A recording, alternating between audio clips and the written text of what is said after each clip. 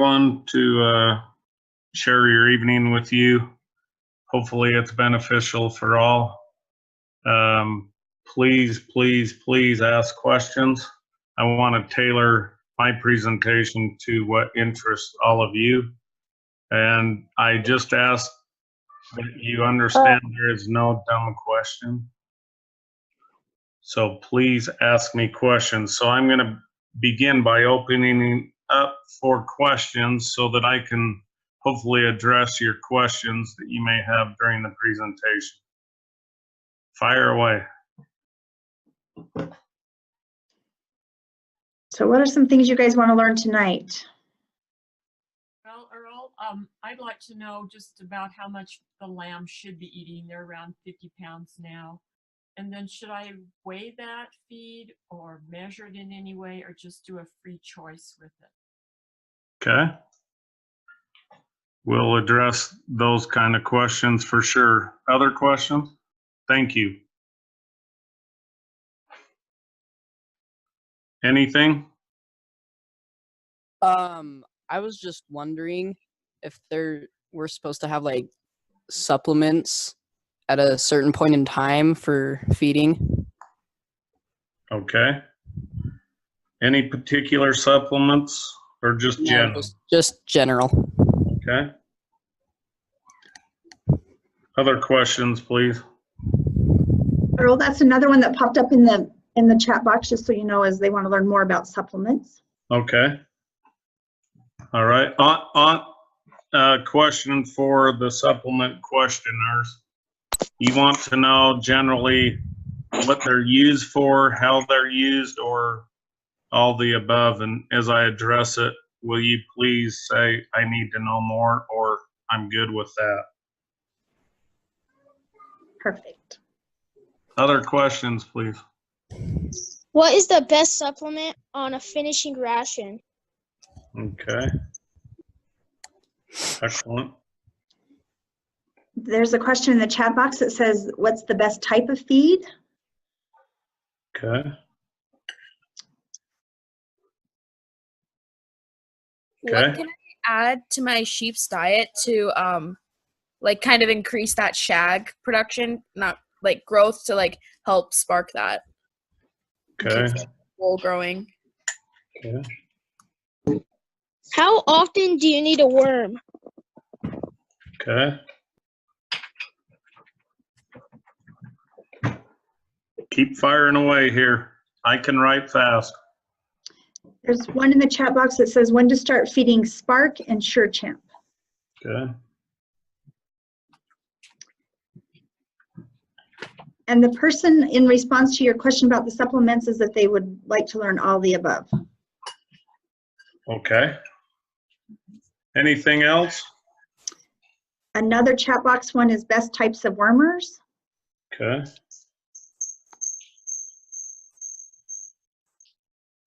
All right. Do you recommend electrolytes?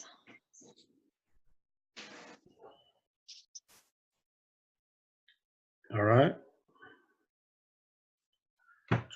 Anybody else? Anything else, and we'll roll here. I have a very early June fair, so Okay. I was wondering, and I've had my lambs for about like 3 weeks now, how I can push them to be able to get into that like 140 range. What do they weigh now? The last time I weighed, they were at 60 and 75, and that was like a week or two ago. I think it was like 2 weeks ago. Early June fair, like first or second week? Second week, I think. Do you have a minimum weight to be in that show? 90, but I would like them to try to get to that 140. Okay.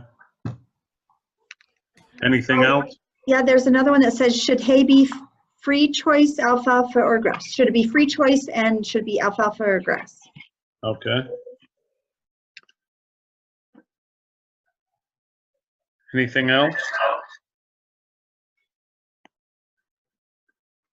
That's a good list, but is there anything that people have been bothered by, or you're struggling with your lambs?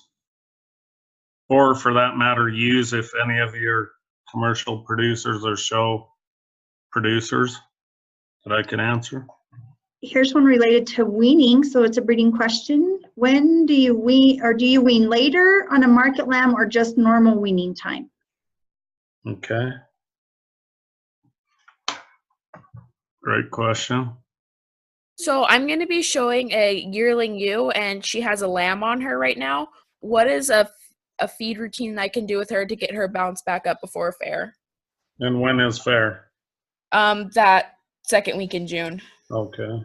Her lamb is almost a month old, so we'll be weaning him here quick. Okay. Anything else? Okay, we'll start rolling here.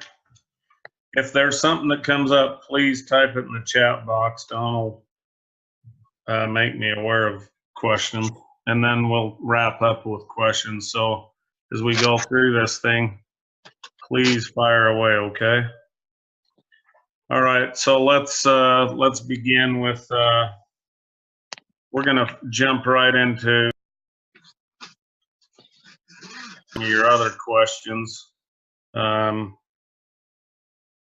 into this. So the main topic we're going to focus on is transitioning. What does transitioning mean? Well, transitioning is any time that we alter the feed regimen. In other words, anytime we go from one feed to another, even at weaning time. So we're going from a neonatal situation, meaning that we have a lamb that is has been born, lived on milk. We've introduced dry feeds and worked on building the rumen up. The rumen is the first stomach of a lamb. There's 4 main compartments. The rumen isn't really a stomach, but for simplicity, we're going to go against science and call it that. Okay? So forgive me of that. But that rumen, the first compartment, is critical to the survival of the lamb. So what we do in the show world is we kind of alter nature right out of the gate.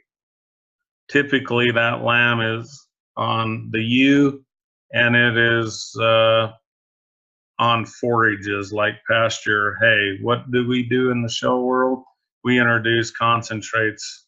Concentrates would be the grain portion of the diet.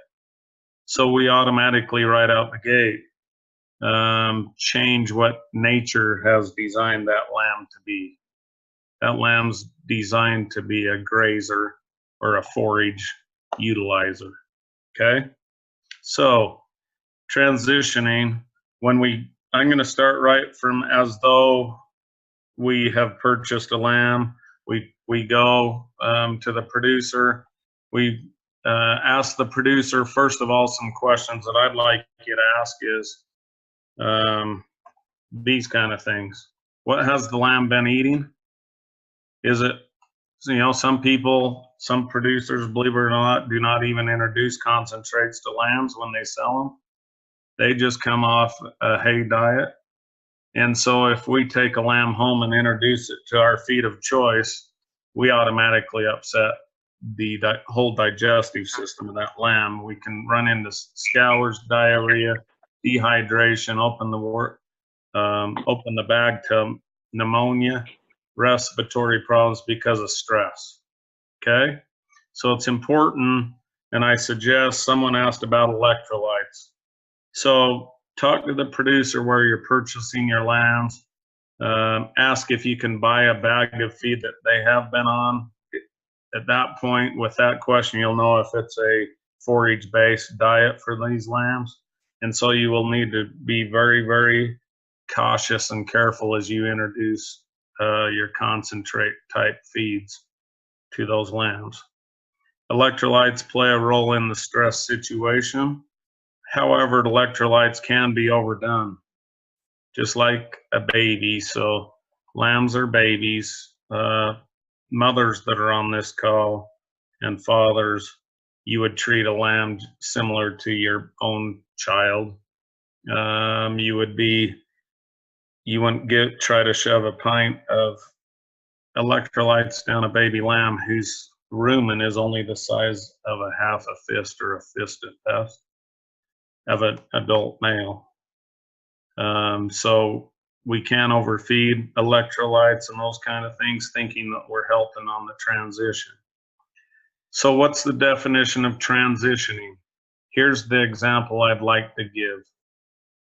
So those that have your notebooks or your computers or phone that can type this in, typically we recommend anytime there is a feed change, whatever that may be, whether it's the forage side from grass to alfalfa hay or vice versa, alfalfa to grass hay, we introduce the new feed slowly. On the concentrate side, like in the bag feed or any kind of grain or even mineral vitamin, we introduce that slowly. What I mean by slowly is, here's the example. If I was going to transition a new lamb that I just purchased from Don, I would ask Don for a bag of the feed Don is feeding. I'd purchase that with my lamb, bring the lamb home, and I go to a different company and choose a different feed than Don's. So what I would recommend is that you start out with only 1/8 to 1/4 of the new feed introduced with 7/8 to 3/4 of Don's feed that you bought from her that the lamb's used to. And every 2 to 3 days, if the lamb's responding positively after 48 hours, then you would increase that by another 1/8 or another 1/4. So you would introduce, in this case, I'm going to make it go in quarters. You would go half and half for 2 more days of the new feed and the old feed. If the lamb, right on that half and half, I like to go an extra day. So I'm going to say in this example, go 3 days at that level. And then 2 to 3 more days, you reverse that transition. So you're at 3/4 of the new feed, 1/4 of the old. Typically, I like this transitioning phase to be a minimum of 7 days up to 14, so an average of 10. If you choose to transition, you will notice that your lamb is happier, they feel better, their ears are perky, they're not snotty-nosed if you have adequate shelter. That's a key. You can feed the best feed ever, and if the lamb is thrown out in a dusty crow or is exposed to dust or shavings or any of those kind of things, be aware of respiratory disease. So transitioning is critical. So some of you asked about supplements. So if I was going to introduce supplements, I would always transition supplements. Some people choose, and I'm going to be really plain, some people never read a label. And so they grab a supplement because someone told them it was great, and they go full blast at the recommended level. Well, without that transitioning, what happens in that rumen, which is full of little microscopic bacteria, fungi, and protozoa, one-cell organisms, if we introduce too much too quickly, we kill the rumen, or we damage those little microbials that actually break down the feed. So it is really, really critical that we take the time to transition. So if we're like the case of the June lambs, the question, how can I get my 60 or 70 pound lamb to 140 by the middle of June or the early part of June? Well, I don't know what kind of genetics those lambs have, but I'm going to say that feed's going to be really, really, really difficult. The average gain on a good quality genetic lamb when they weigh 60 or 70 pounds. At best, typically, we see 3/4 of a pound at best. So if you calculate roughly 60 days times a half a pound, that lamb will probably be in the window, depending on if it's a wether or a ewe and the genetics involved. That lamb probably will end up between high 90s and a low teens of 100 pounds. So to hit 140, it's going to be really a challenge. Is it impossible? Probably. To do it right, to do the lamb justice without getting into some crazy things which are anti-nutritional, like drenching, crazy things, and being abusive and those kind of things, which I do not advocate by any means. Don't do it. If you wouldn't do it to yourself, don't do it to the lamb.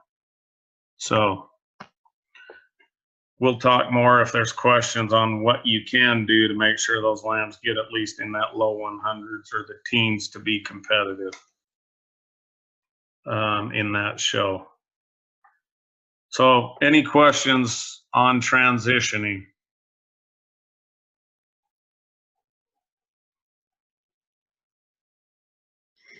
No, we're good? None in the chat box. Okay.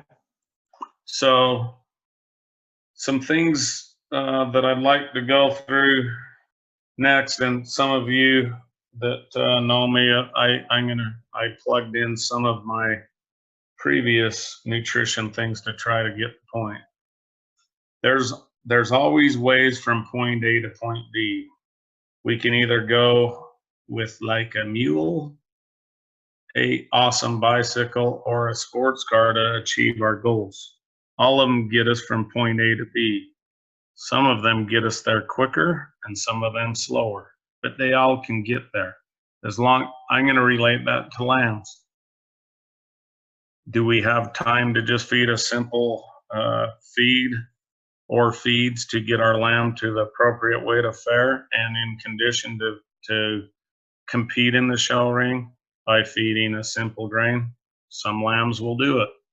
Others people, because economics, choose that road or a middle of the road, and some go like the sports car. And I relate the sports car to those that feed as quality of feed as they can find. They choose supplements. They go over the top, I might say. Is that always necessary? No. So what about supplementation? And what do we do with supplementations? If you focus on the ruminant side of things, I focused on that rumen. That rumen is very, very large. It is, if we dissected a sheep, that rumen on the interior comprises of almost 1/3 of everything else. So it's very large. It's a distillery vat. That's what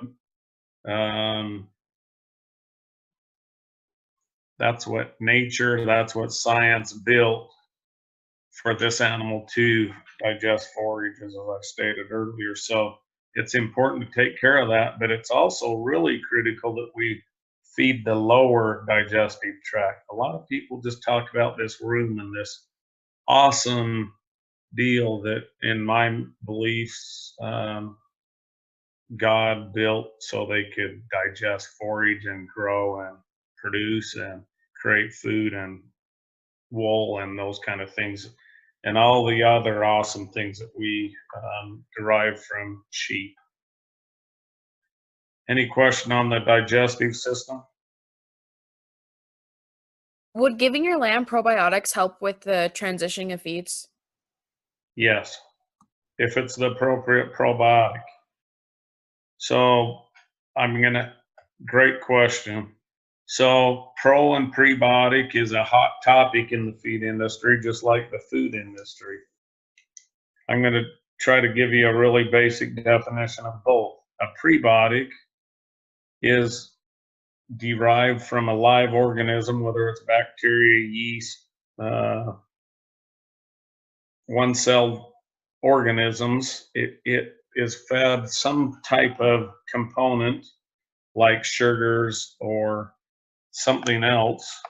And agar is the fancy word for it, and they reproduce.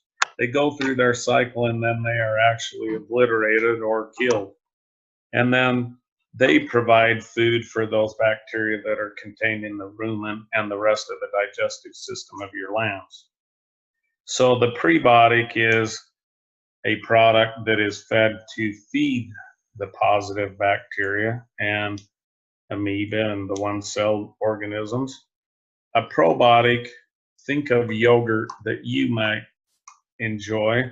It has live bacteria, live organisms, and it's introduced to the animal or to the human being to propagate positive bacteria into that digestive tract. So in answer to your question, is it positive? Yes. Either a prebiotic or a probiotic or the combination is a positive thing as long as it has been studied, in my mind, in that particular animal. So that creates a challenge for sheep because there is very, very limited studies in pre and probiotics in sheep because the companies that make those kind of things don't get a huge return studying sheep like cattle or people or horses or even hogs or poultry, okay? So we have to extrapolate some of that. There are a few studies in pre and probiotics, in particular for sheep and goats. Did I answer your question? Yeah, thank you. Okay. Any other questions in regards to that?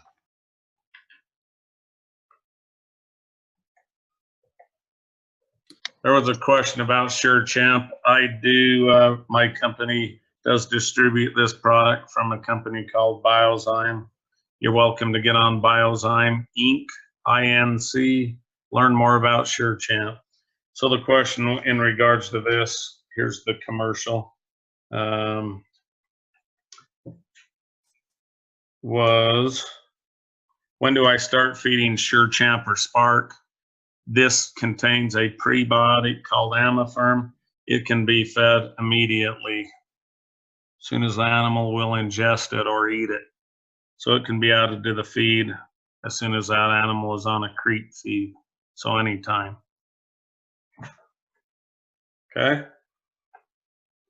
What Amifirm does is it's a precision prebiotic that does stimulate appetite. It does stabilize the digestive tract by feeding the positive bacteria and organisms in the sheep. For this presentation, it works for all species. And then there's this product that includes a climate control. At any time the temperature is above 65 or 70 degrees, you can feed this and help the animal, along with Amifirm, which does cool the animal naturally without the components of Extreme. But anyway, Extreme has the climate control and Spark is just Amifirm. So that takes care of that question. Is that adequate for whoever asked that question? Yes, thank you. You bet.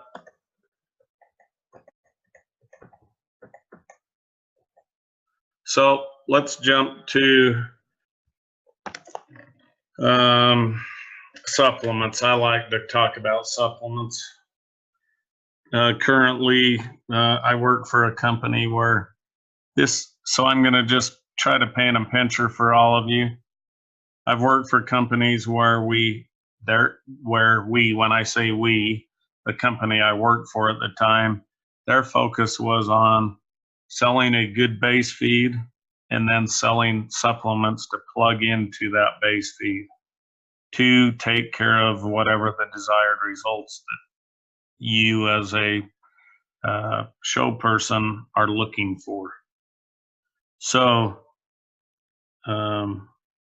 currently the feed lines that I put together with the small company I work for, I put a lot of supplements in the bag of feed already. So there's more than one way to approach supplements, but so general supplements, if I do not answer your questions adequately, say, hey, I need more information, or you're too general, because I can drill it down as crazy as you want to go. So supplementation, typically, if you're feeding a very sound nutrition feed, whatever brand that is, it should contain the 6 classes of nutrients already at very adequate levels, or if I was you, I wouldn't buy it. Just bottom line. Those 6 classes of basic nutrients are proteins. If you're feeding a young lamb before 60 pounds, I recommend a 18 to 20% protein feed. They need the proteins. Those lambs are on a crash course of fast on gain. From the time they're born till they get to that 50, 60 pounds, they are on overdrive, you might say, and they need a lot of protein. Proteins contain amino acids, which build muscle and bone. And if they don't have it, they don't do well. Well, in modern times, a lot of people want high fat. We have to be careful with the fat levels on starter feeds and grower feeds. We can go too excessive. So on supplements with high fats, if your base feed has high fat, when I say high fat, 4.5, 4.5 to 5 or over is considered high fat on a young lamb. I just designed a feed at 7.5. Oh boy. If that feed's not taken care of, it can create problems. Or if someone says, I need these roly-poly fat lambs, I'm going to dump some fat supplements in there just because it makes them shiny, and it does. But just think about this. You as a young boy or girl growing up, if your parents chose to just feed you fats to make you look good, that definition of looking good might be different than what you think is looking good. If we don't build the skeleton, if we don't utilize the genetic potential of that animal to build a skeleton to layer muscle and fat on, then down the road we could be trouble with that high fat. That high fat made them glossy and beautiful young, but it didn't build the foundation to layer the fat later. Does that make sense? So for once you start feeding, like they're in like their finishing, would you give those lambs like a dine supplement or not? Like, would that help them? I'll cover that real Okay. quick here for you. Good question. So I'm going to leave the starter phase. So I like those lambs, and multiple studies show that we want to get those lambs up and rolling as fast as we can, especially in the show world. We want size and stature, right? We want lambs that can handle muscle. That's what judges like nowadays. They've gone away from that shorter made type lamb, packing heavy muscle, to a more moderate type lamb, but we still want the muscle. That's what people buy. They don't buy wool, and they don't buy fat. They buy muscle. So we want the muscle to be adequately marbled, but we don't want it excessive in sheep. American consumers don't like lamb fat. Some parts of the world like lamb fat or sheep fat more than Americans. But we got to have adequate fat cover to please the consumer, because our ultimate goal, I hope, is to please a consumer. Yes, I want you to win grand champion. I want the purple ribbon.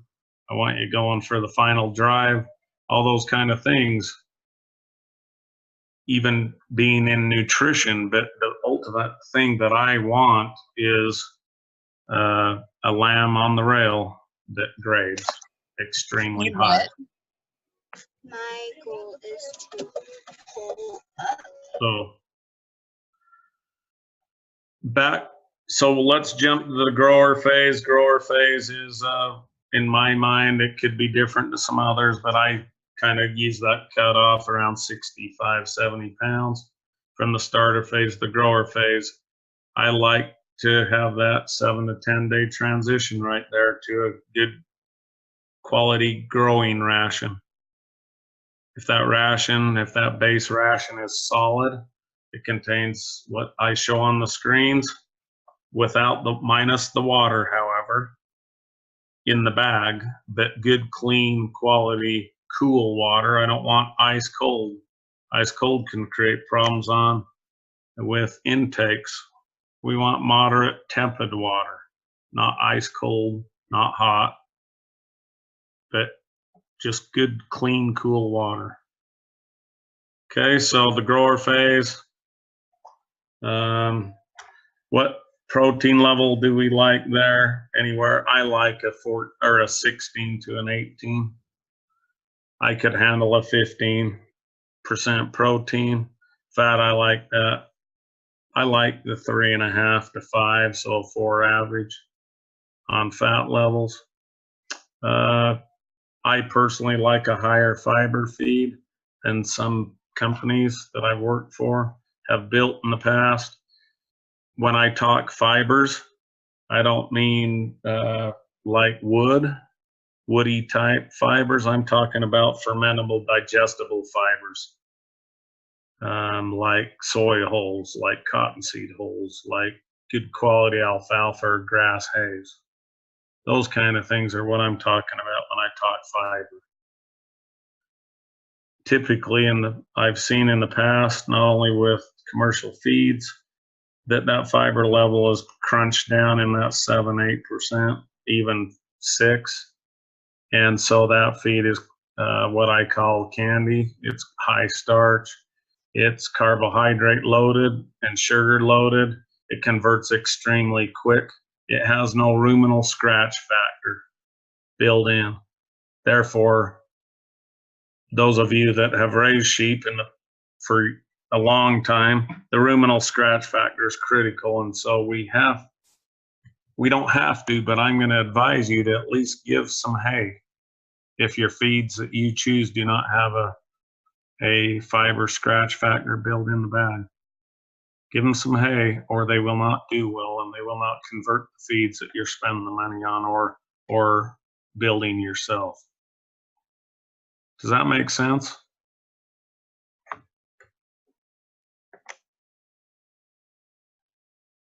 Anything, Don? Nope, nothing in the chat box. If you have questions. So some of those protein sources, number one quality protein in my mind is soybeans or soybean meal.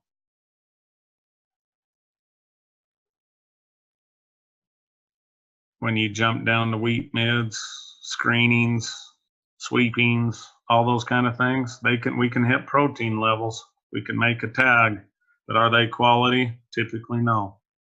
Will they work in sheep? Yes. Will they work in the show world? No.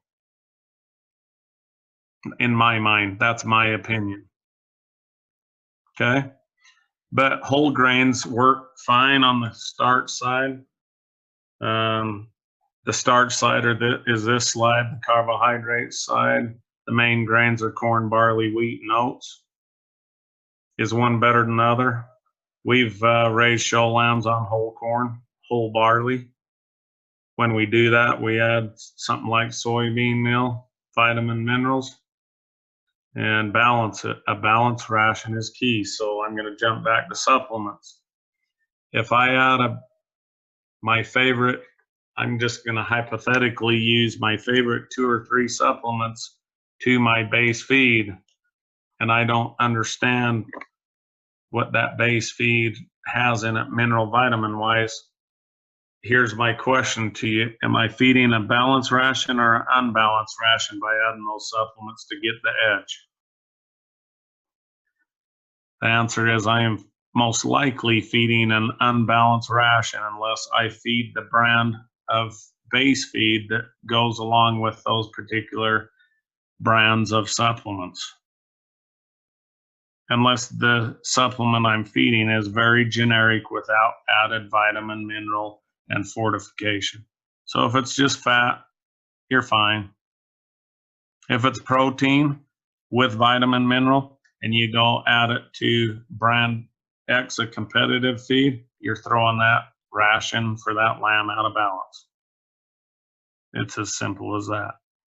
So if you choose supplements, make sure that they either complement the brand that you're feeding or that you are aware of what it's doing on the rest of the ration before I would add them. Something like Dine, which is, it actually stimulates metabolism and gain. That's a pure energy situation, so no problem with something like Dine. It's very generic. It would be like vegetable or animal fat on the energy side. So something like Dine. Could no you problem. show some like feed labels like that show which like compared to like an unbalanced diet to a balanced one? I With, think like, I might adding in have some in supplements? this slide. Okay, thank you. So any other question on the supplement deal? What supplements would be good for muscle development? So I'm going to jump back here. Muscle is built from amino acids. That's a protein side. That's the protein side of your ration. And like I said, if your base feed is on the finishing side, you know, I'm okay dropping that protein down to that 14 to 8, probably 14 to 16 area if a lamb needs a finisher. Most lambs in America do just fine on a grower all the way to the show ring. But if I'm looking to supplement in that finishing phase, because that was a question asked, then typically to create a finish on a lamb, we shift from protein to fat. So if I want to build a harder built muscular lamb, I would raise the protein level. So the supplement most likely should be some protein source. Okay, thanks. Did that answer your question? Yeah. So typically a soybean based, canola based type supplement, or better alfalfa hay. It's less expensive than what's in a bucket. Earl, there's a question that says, what supplement is a prebiotic? I'll tell you the ones that I recommend now because it's the company I work for, Amafirm.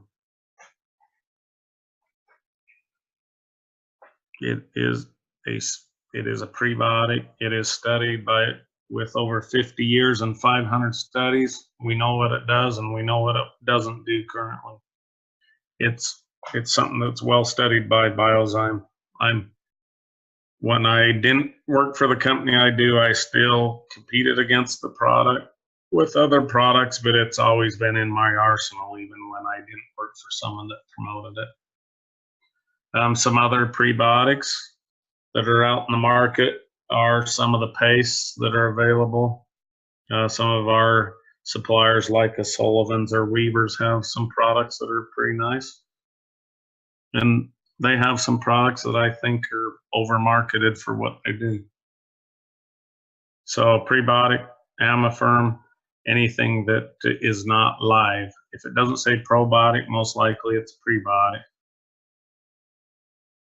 Like there's prebiotic yeast and there's probiotic yeast. Yeast have a big buzz out there. You know, if I feed more yeast or more Amafirm or more of this, more of that, I'm going to get this or that or the other. I can't emphasize enough, feed a quality or balanced ration, and you'll be able, if you choose to have the pre and probiotics on board, they're not going to hurt you, but they need to be designed for the animals you're feeding, which are sheep.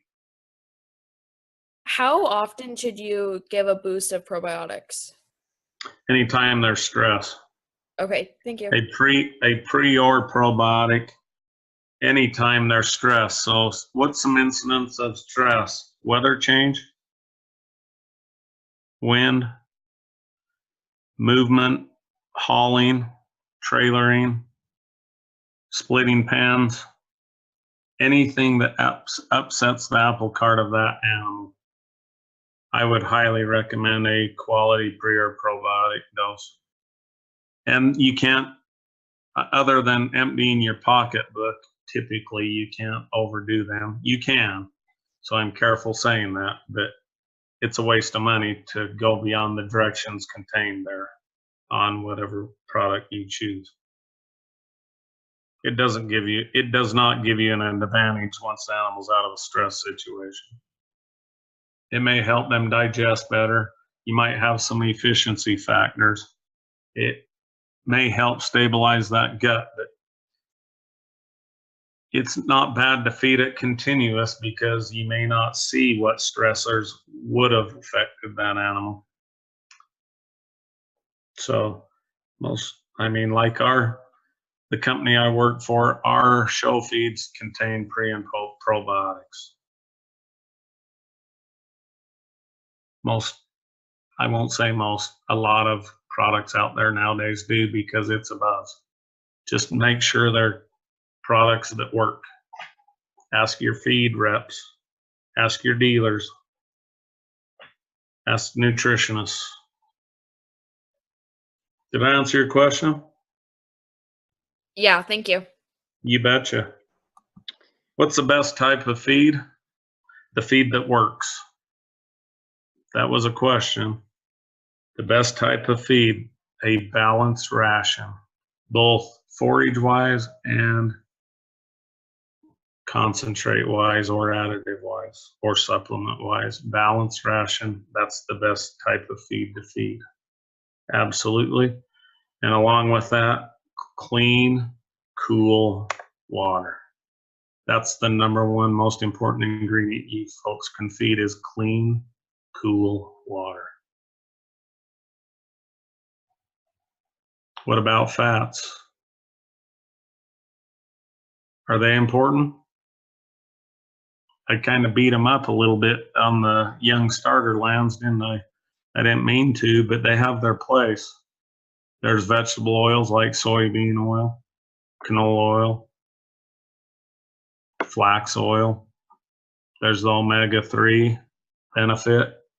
Don't get caught in the fat deal with omega-3. We use them in our feeds, but their main purpose is they're an anti-inflammatory. Their secondary benefit is they help with hide and skin and hair, and in this case, wool. So the person that was asking about shag, if it was me and what I see, not only nutritionally, but a nice balanced feed that includes some omega-3 fat. It really helps maintain shag, hair quality, wool quality, as long as you're keeping that wool growing and clean. Omega-3 with adequate omega-6, a good balance of those fats. So some sources that work there would be flax, stabilized, not raw linseed oil from flax because it's unpalatable, but a nice, there's a product that we sell called Linpro that we use in feeds and top dresses. Another one that works for sheep, I think it's not a omega-3 product, but some rice bran. Some other sources for you folks that aren't, that are maybe in places where you depend highly on your regional feeds or your local feeds or national brands. Black oil sunflower seeds. That's another nice source. Don't go too crazy. Don't create diarrheas or scours on your sheep. But there's another nice source to create that fat side. Some of your main companies sell fat supplements. If you have particular questions about them, I know many of them. I for sure don't know all of them by their name, but I can help answer questions there. So any question on fats? Fats create 2.5 times the energy of these grains. And I should have oats on there because they're one of our main grains. But you folks, I don't know if we have anyone from the Nebraska area, Dakotas. If we do, a fantastic feed source up in the Dakota area is whole barley. Sheep do fantastic on whole barley, whole corn. If you choose to use a ration with barley, whether it's whole or rolled or processed in some form, there's studies from North Dakota State University that compare whole barley with ground barley, rolled barley. Whole barley wins out every time on rated game. So include a little bit of distiller's grain, whether that distiller's grain is like corn or wheat or barley or one of these other grains that has gone through the process to obtain ethanol, alcohol, or fuel. It's the byproduct of the grains. That if you choose to feed barley using some DDGs, that's distillers dried grains. If you add some of that, it will help your animal on the buffering effect of the digestive tract. So if there's anyone from the Dakotas, your barley is awesome. It's a feed that can work great for lambs. Corn, whole corn, for any of you that raise corn, it can be a nice part of the diet. Whole corn, whole barley creates that automatic scratch factor in the rumen that keeps that rumen functioning well. If that rumen's functioning well, the rest of the digestive system's functioning well. Any other questions on that? How much fat should we start our lambs on? Your base feed, I hope, is about anywhere from 3.5 to 5%. That's what I would start them on. Okay, thanks. You bet. Okay, let's jump to some wormers. There are some different feelings about worming sheep. I am also a veterinary technician. I am not a DVM, so I am not a doctor in veterinary medicine, but wormers, in my mind, this is my opinion, are critical. So think about this. Anytime we give a lamb or a ewe or a buck wormer, that when we give that wormer, in my mind, growing up, I thought, well, I've wormed them, they're good. No wormer gets 100% of the parasitic activity going on in your lamb. So again, no wormer is 100%. At best, we're low 70s, 72, 73%. So when you dose whichever wormer you choose, whether it's injectable, pour on, oral, both, rotational. When I say rotational, if you read the labels, and I always encourage us, please read the label. Don't overdose it. It's not necessary. In fact, it can be harmful. That rotate wormers. Some ivermectin gets a group of worms that Safeguard does not. Safeguard gets worms that ivermectin does not. Valbazan gets a spectrum that the other two don't get. Whatever, Lysine, the water additive, is a very basic wormer. It gets worms that some of the others don't have, and vice versa. Some of them do overlap. I like the overlap, but I also like the wormer in the rotation that may get different species of parasitic stuff, worms or larvae, or eggs or that. Also, if I can paint this picture, when we worm that lamb, in this case, remember those parasites internally in that animal are at different stages. So some of those wormers will actually attack the eggs, and some of those wormers will attack the larvae, and some of those wormers will attack the mature worms, and some of them will attack all of them. So that's why I believe in rotational worming. Any questions on worming?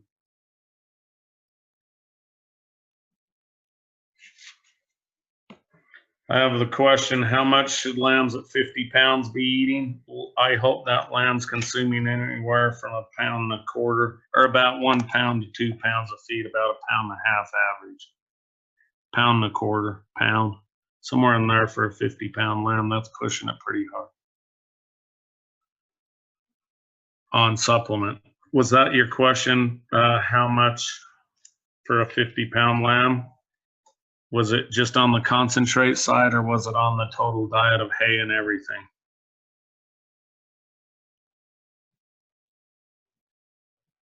Whoever asked that question?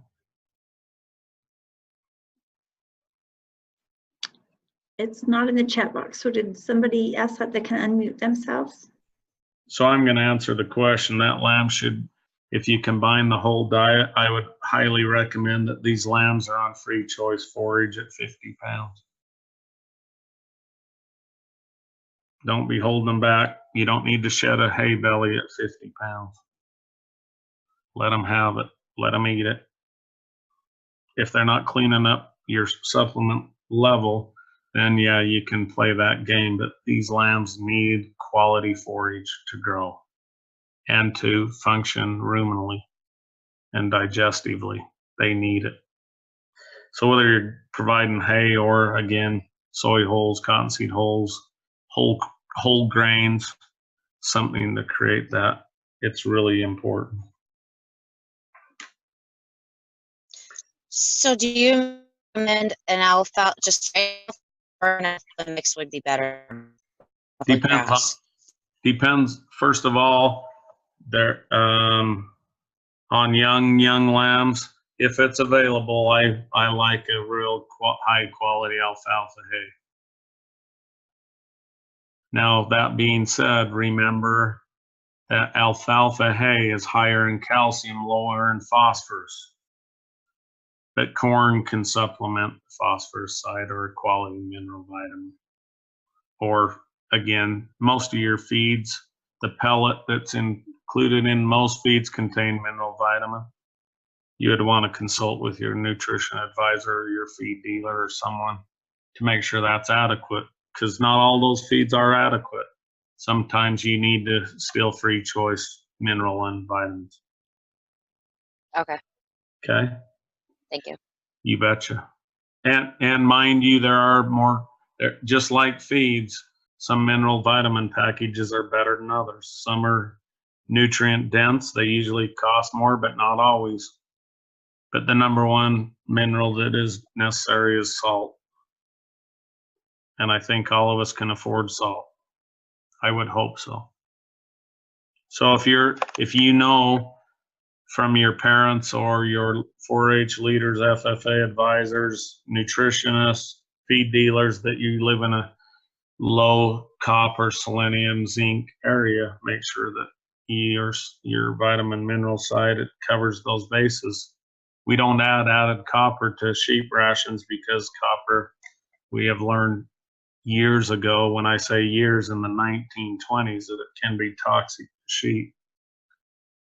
But they still need it, especially if the forages are grown on ground that are low copper. Their bodies still need copper to function. That being said, copper can only be absorbed if the zinc levels are adequate. Just like selenium and vitamin E work hand in hand. Vitamin E comes from your forages naturally.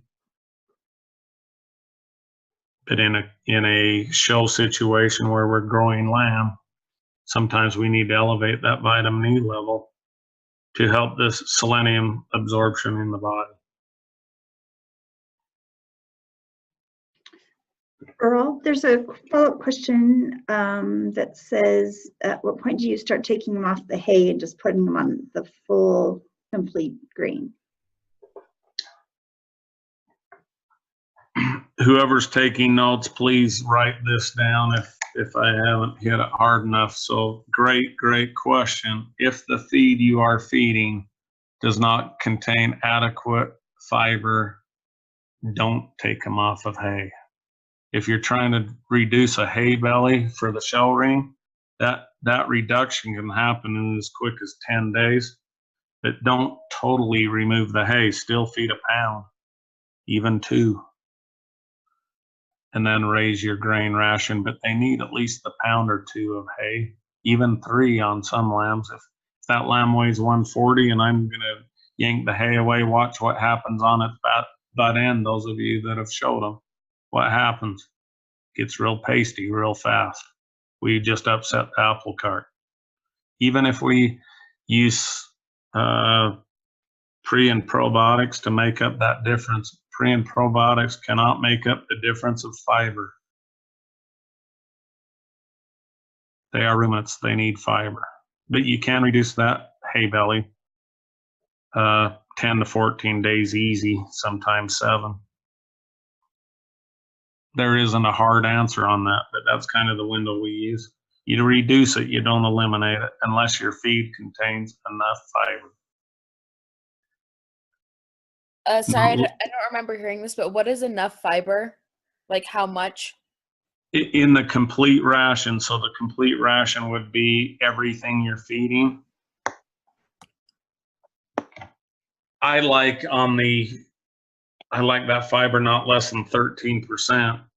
So to maintain, or not over 13. If you're not over 13 and not under 9 or 10, I'm okay with it.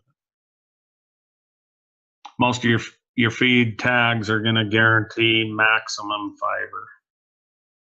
So if it's like 7 or 6 or 5%, not over, I'm going to beg you to feed some fiber, some hay, some cottonseed hulls, some whole cottonseed, some soybean hulls, grass hay, something to keep that rumen functioning so you don't run into digestive upset. If you run into digestive upset, it can take up to 2 weeks for that. Actually more than 2 weeks, but on the minimum, if it's very severe, it can take that lamb clear up to 14 days to even begin to be normalized on the acidic and the alkaline environment for those bacteria. So when you see a lamb acidic, it's called acidosis. The lamb goes off feed, it's dumpy, diarrhea, or just no appetite. And typically, if we mess around with supplementation and get things out of whack, you'll see acidosis. When acidosis hit for prolonged periods, those bacteria and fungi and one-cell organisms die, and it takes time for them to be replenished. And if they can't be replenished, your animal dies. It's that severe. Did I answer your question? Yes. Other questions? There's one in the chat box that jumps on, how do you hold a lamb over 2 weeks from county to state fair? Okay, so again, it's individual. So a generalized answer is difficult, but typically if I'm holding a lamb and for maintenance,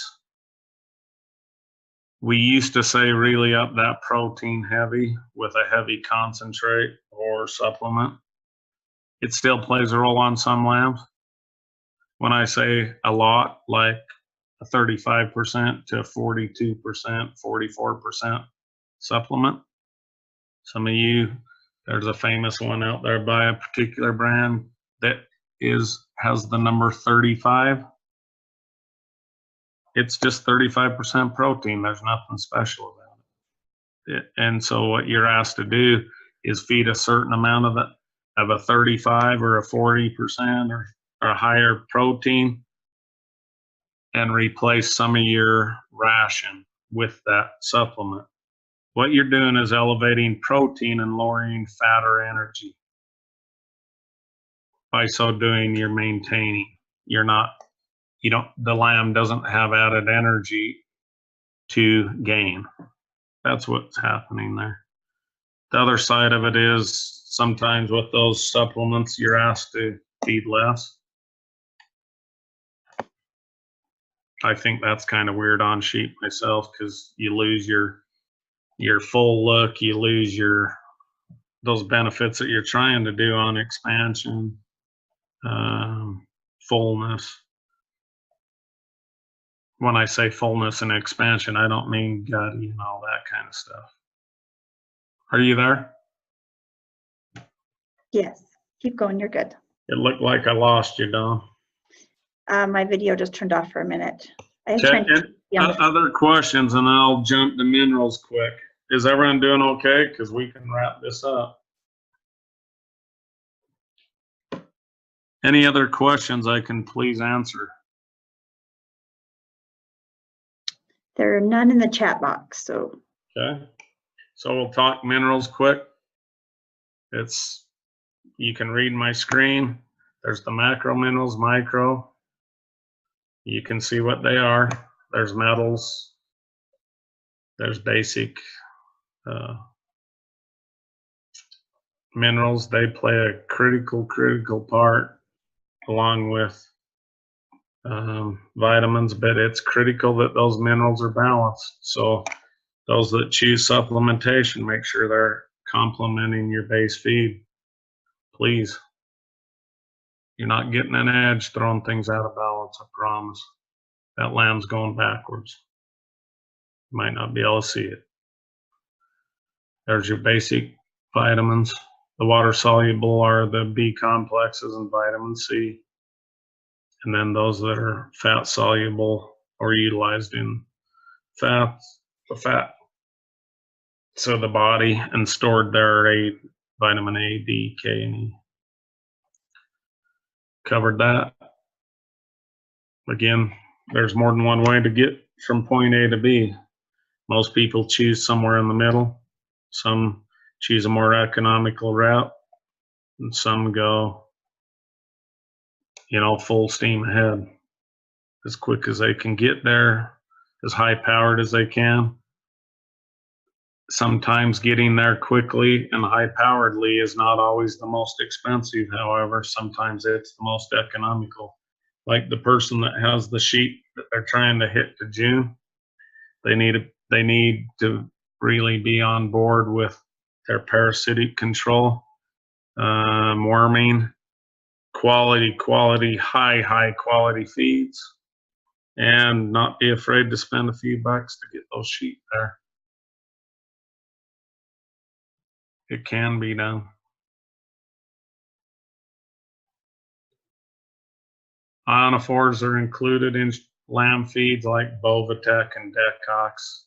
They do help with efficiency of feed utilization, as well as coccidiosis, which is a bacterial infection, or not an infection, but the bacteria strip the lining of the gut, the lower gut intestines, create havoc where the animal can absorb nutrients. Those that feed weather sheep, weather lambs, urinary calculi, I'm surprised that wasn't a question. Please make sure your feeds contain an adequate dose of ammonium chloride or some other form to help control stones. Wethers or bucks that are castrated extremely young are highly susceptible to urinary calculi or stones. The female side, the ewes, are still subject to that, but anatomically they're easier to pass for them than the wethers. What happens if they're castrated or neutered too young? It doesn't give that urethral tube time enough to develop. Therefore, those calculi stones lodge in there, and they plug off the bladder. The bladder bursts, and you end up with water belly and toxicity and a dead lamb.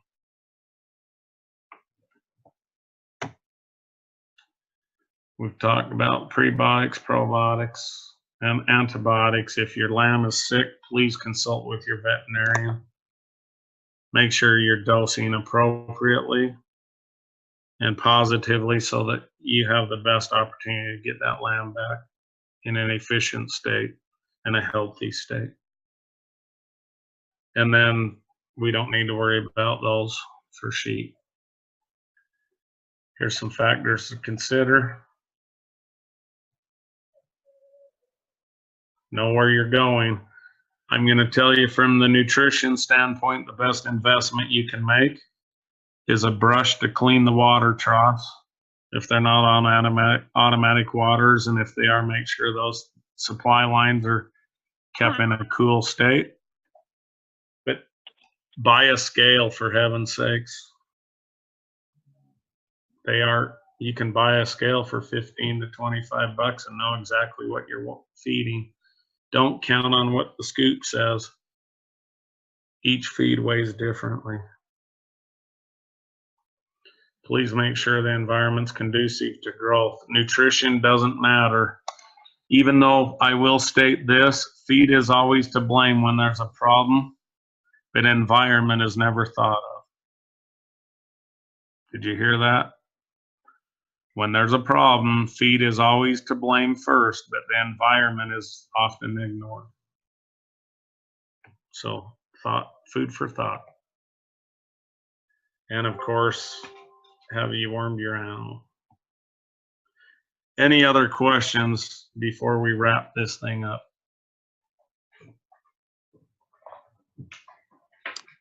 Now's your time. If you guys want to unmute yourself or put it in the chat box. Is there anything that you didn't cover that you were wondering about?